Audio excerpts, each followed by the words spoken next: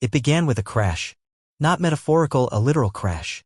Shards of glass exploded across the marble floor of the Vandelian Institute's executive wing as Dr. Elias Vandelian hurled a crystal decanter against the wall. Bourbon bled down the paneling like a wound. "Don't you lie to me, Sarah," he growled, voice shaking with a fury too controlled to sound theatrical. "Not after everything I've sacrificed." Sarah Miles didn't flinch. Her lipstick was smudged, her heels abandoned by the door. She looked nothing like the poised director of development she'd been 20 minutes earlier, not since the hidden envelope was discovered in his office. The one containing ultrasound images. A due date. A name. Father, Dr. Elias Vandelian. But Elias hadn't been the one she was sleeping with. The silence between them was filled with the low hum of institutional lighting and the rhythmic echo of security boots heading down the hall. Sarah had activated the building's emergency lockdown protocol, a desperate move to delay the inevitable. She didn't know he'd be in his office this late, or that her lover, Dr. Marcus Rohn, was already en route to confront her. "You don't understand," she whispered. "It wasn't supposed to. "I understand perfectly," Elias said, pulling the ultrasound from the envelope and holding it up like a crucifix. "You played both sides. You sold our future to Rohn. And now what? You thought I'd raise his child thinking it was mine." She stepped toward him. "Elias, please. I made mistakes, buddy." He recoiled. "Don't insult either of us by calling them mistakes. You made choices." At that moment, the office door hissed open. Marcus Rohn, cardiac surgeon, rising star, and Elias's protege stood in the frame, pale but determined. The triangle was complete. "I told her to tell you," Marcus said, his voice flat. "She didn't want to hurt you." "Mission failed," Elias muttered. He turned to the desk, picked up the signed merger contracts from the Vandelian Hayworth integration and tossed them into the fireplace. Paper curled black in seconds. "You're finished here," he said without turning around. "Both of you." Outside, sirens blared. News helicopters had already begun to circle. Word of the internal scandal, a whistleblower leak coupled with breach of patient confidentiality, had broken just an hour ago. The board was already calling for an emergency hearing. By sunrise, Elias Vandelian's empire would crumble. But the destruction had only just begun. The scandal detonated across the city like a seismic blast. By morning, headlines screamed betrayal, fraud, and ethical violations at one of the nation's most revered private medical institutions. The Vandelian Institute, once synonymous with innovation and excellence, had become a battlefield of accusations, depositions, and subpoenas. Sarah Miles vanished. She resigned before the board could fire her, then disappeared from the public eye. No press conference, no apology. Just silence. Rumors circulated that she fled to Europe under a pseudonym. Some said she was pregnant and alone. Others claimed she'd miscarried. The truth was less poetic. She'd gone home to a sparsely furnished apartment on the edge of Charleston and waited. Waited for the baby. Waited for the lawyers. Waited for the shame to pass, though it never did. The silence of her exile was broken only by the sound of her daughter's breath in the cradle beside her. A daughter she named Clara after her grandmother. A daughter with eyes the color of stormwater. She raised Clara alone. No more luxury brands. No catered fundraisers. No jet black town cars waiting at the curb. Just diaper coupons, night shifts as a hospital intake clerk, and the quiet horror of remembering the woman she used to be. Marcus Rohn fared worse. He tried to stay. Tried to explain. But in the world of elite medicine, reputation is currency, and his was vaporized overnight. He lost his surgical privileges within a week, and no hospital in 3 states would take him. His brilliance meant nothing against the weight of scandal. He drifted, eventually landing in a rundown clinic in Albuquerque where malpractice whispers followed him like vultures. The scrubs still fit, but the swagger was gone. His hands, once celebrated for their precision, now trembled slightly, whether from stress or guilt, no one knew. He told himself he'd start over. But starting over required forgiveness, and he had no one left to forgive him. Elias Vandelian became a ghost. After resigning from the institute that bore his family's name, he locked himself away in his country home in Vermont. He refused interviews, denied book deals, and declined all media appearances. What little remained of his fortune went to settle lawsuits, overbilling, unauthorized procedures, conflicts of interest. Most weren't directly his doing, but he'd built the culture that allowed them. That was enough. Then came the day he received a letter in the mail. No return address. Just a small envelope containing a photo of a little girl. 5 years old. Standing in the rain. Holding a yellow umbrella. The handwriting on the back read, "Her name is Clara." He stared at it for hours, but he never replied. The doorbell echoed through the worn halls of an old Victorian house in Savannah. Paint peeled from its railings like sunburnt skin, but the structure stood proud, like its owner. Lena Cortez opened the door, wiping plaster dust from her forearms. At 42, she'd rebuilt more than houses. A former civil rights attorney turned preservationist, Lena had made it her life's work to save what others discarded: architecture, neighborhoods, people. A woman stood on her porch, shoulders hunched under the weight of a frayed tote bag. Her coat was too thin for the season. "I was told you help women who don't have anywhere to go," the stranger said. Lena didn't ask for details. She simply stepped aside. "Come in before you freeze." The woman's name was Sarah Miles. The child asleep on her hip was Clara. They stayed one night, then 3, then a month. Lena didn't need to know Sarah's full story to recognize someone who'd crawled out of a burning life. She gave her a bed, then a job, part-time admin work for her preservation firm. By spring, Sarah was sketching design plans again, her architectural instincts sparking back to life. Clara blossomed under Lena's gentle chaos. The girl was curious, quiet, and startlingly perceptive. At 6, she built tiny mansions from scrap wood, mimicking Lena's blueprints. Her mind was her father's, fast, mathematical, but her heart was unshakably her mother's. They became a family, a new kind. Across the country, in San Francisco, a different life unfolded.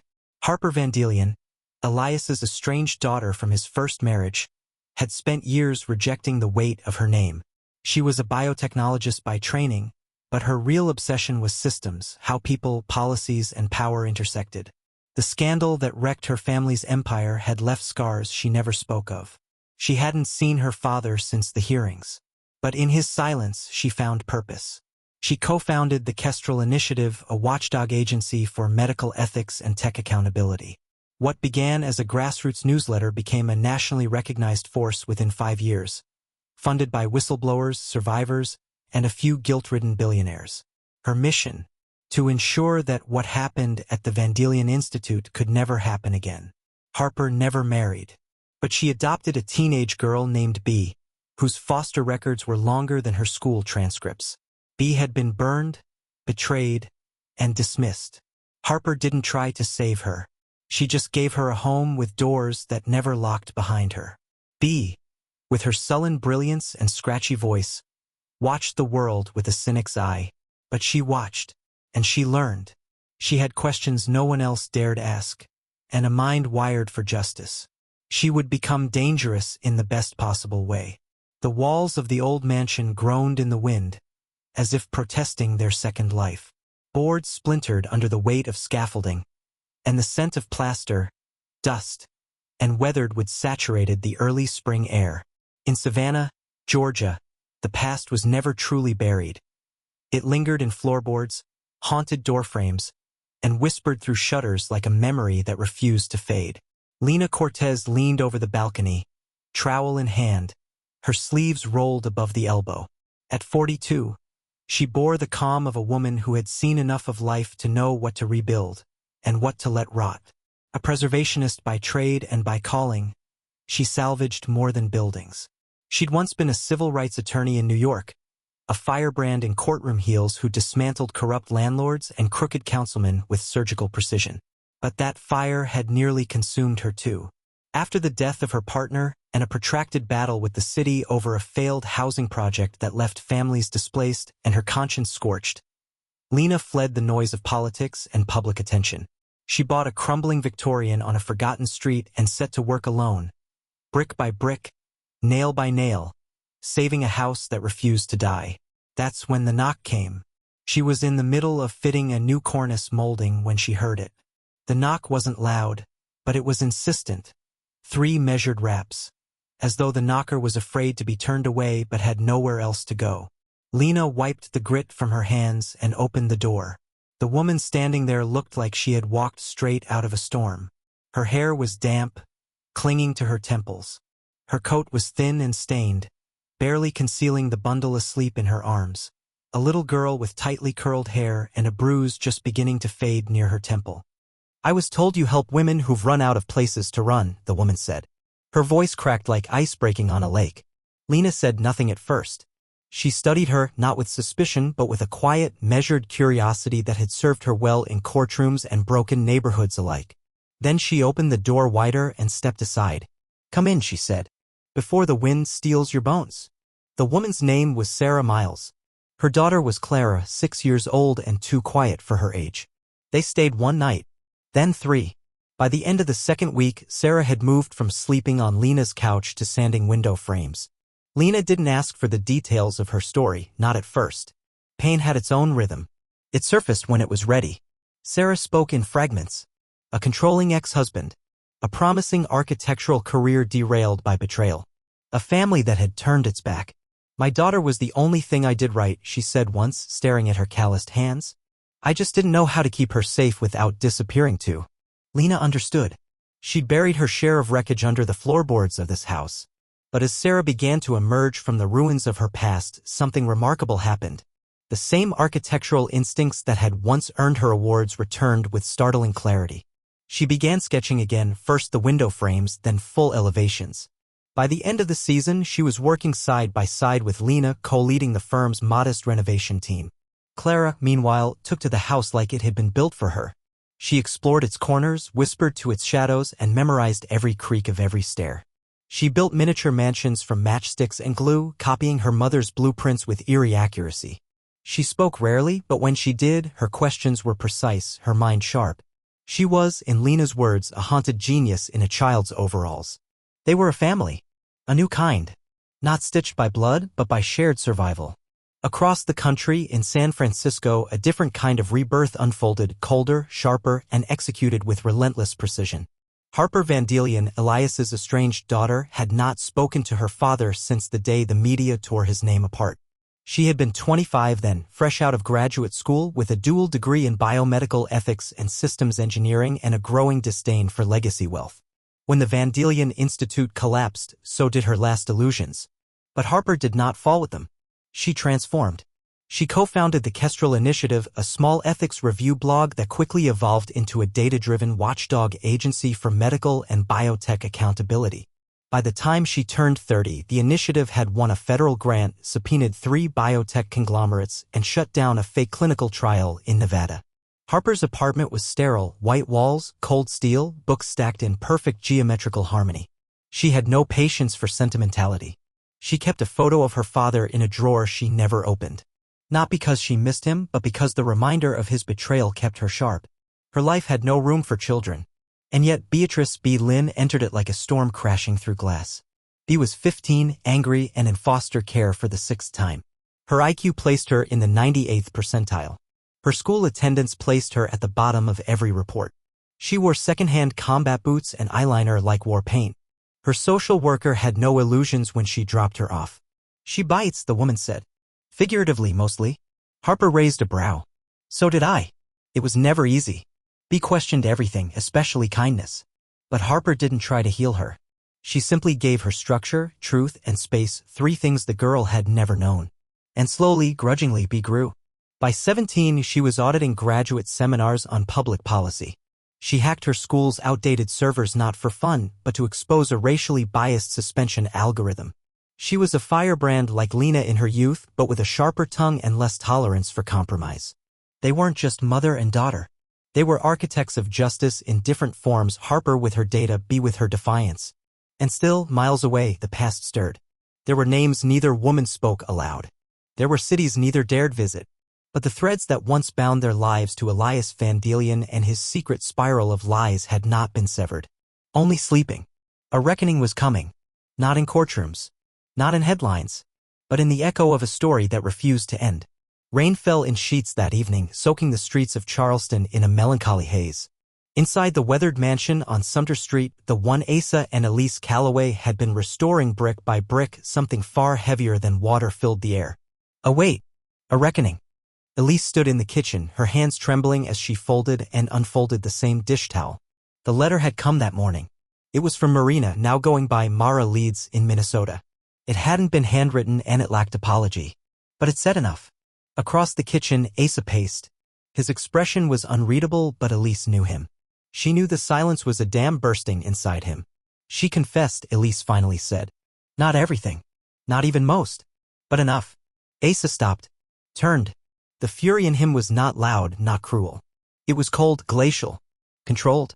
And all the more terrifying for it. She's still breathing, then? He asked. Elise didn't smile. That's not our justice to carry anymore. But justice. What did it mean? When your former best friend forged documents to make your husband believe he'd fathered her child? When she nearly destroyed your marriage, your business, your mind? Elise had known the truth for some time now.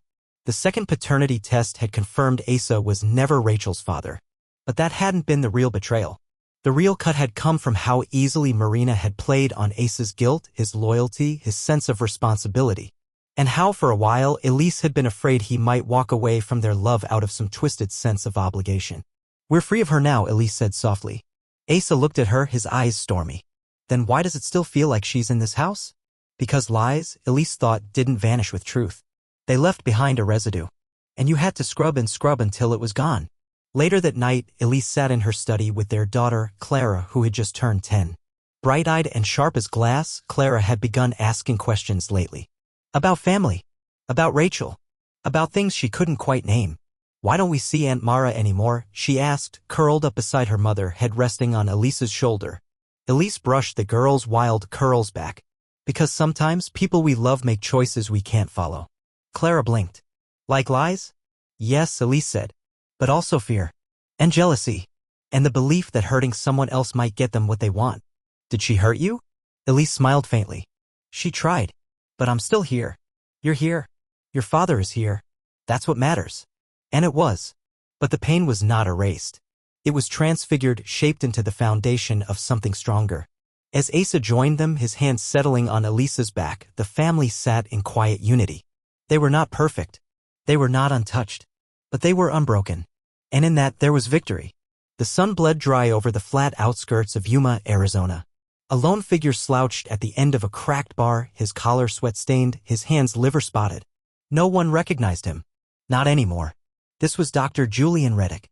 Once the darling of Charleston's elite surgical community. Once co-founder of the Reddick-Hale Cardiac Institute. Now just another ghost. He sipped from his glass, the scotch cheap and sour. His reflection in the cracked mirror behind the bar startled him sometimes. Not because of the age, but because of the absence.